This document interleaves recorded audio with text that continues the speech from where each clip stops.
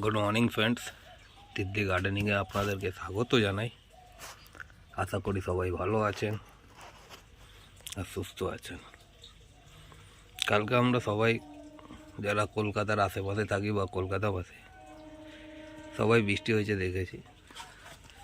আজকে এই কারণে বলতে এলাম আমি যে প্রথম কথা হলো এটা হলো যেটা রিপোর্টিং করা হয়েছিল শীত ঢোকার আগে আগে সেইটার আপডেটটা, আর দ্বিতীয় দুটোই দেখতে পাচ্ছেন মিনি বনসাই, দুটোরই ভিডিও দেওয়া রয়েছে কেমনিভাবে বানানো হয়েছিল মিনি বনসাই দুটো। ঠিক আছে, এটাও দেখাবো, প্লাস এটার পাতা যে লিপ বেরোচ্ছে এইগুলো আপনাদের সঙ্গে আপডেটটা দেওয়ার জন্য এলাম। তো প্রথম কথা কি, অন্য যে কোনো টাইমে আপনারা গাছের রিপোর্টিং করুন, কোনো প্রবলেম নেই, কিন্তু ঠান্ডার আগে করবেন না। কারণ কি, ঠান্ডার ভেবে নিন ঠান্ডার আগে আগে করলেন আর ঠান্ডা চলে এসছে, এই মোমেন্টে আপনার কি হবে আপনাদেরকে দেখাবো।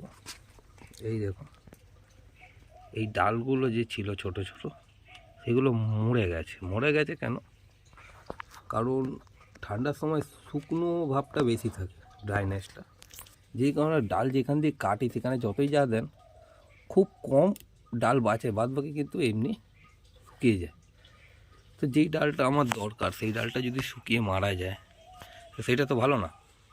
সেই জায়গাটা ফের কতদিন ধরে আসবে, তারপরে ফের আমি ওইখানটা ওয়্যারিং করতে পারবো, ঠিক না বন্ধুরা? আর এটা হলো চায়না বটটা দেখাবো আপনাদেরকে। চায়না বটটাও দেখুন, রিপোর্টিংয়ের ভিডিও ছিল যে ছোট মিনি বনসাই বানাবো একে, তার ভিডিও রয়েছে আমার চ্যানেলে, দরকার পড়লে ডিসক্রিপশানে দিয়ে দেবো। আর যদি কমেন্ট থাকে জিজ্ঞেস করবেন আর দেখাবো আপনাদেরকে। দাঁড়ান, এই দেখুন, এই একটা ডাল এইটা শুকিয়ে গেছে, এই ডালটা কেটেছিল, এইটাও শুকনো ধরে নিয়েছে, বুঝলেন বন্ধুরা? এই জন্য বলছি শীতকালের ঢোকার আগে বলুন বা শীত পড়ে গেছে এই সময় কোনো গাছ রিপোর্টিং করবেন না, গাছ ড্রাইনেসে মারা যায়। ঠিক আছে, কত গাছ আপনি কেয়ার করবেন, ড্রাইনেসে মারা যায়, এই কারণে বললাম। তাই জন্যে আমার খারাপ লাগছে, গাছের দুখানা ডাল দেখুন, ব্যাক সাইডের ডাল মারা গেছে, ডালগুলো দেখে খারাপ লাগছে। চলুন, দেখা হচ্ছে নেক্সট ভিডিওতে। ভালো থাকবেন, সুস্থ থাকবেন।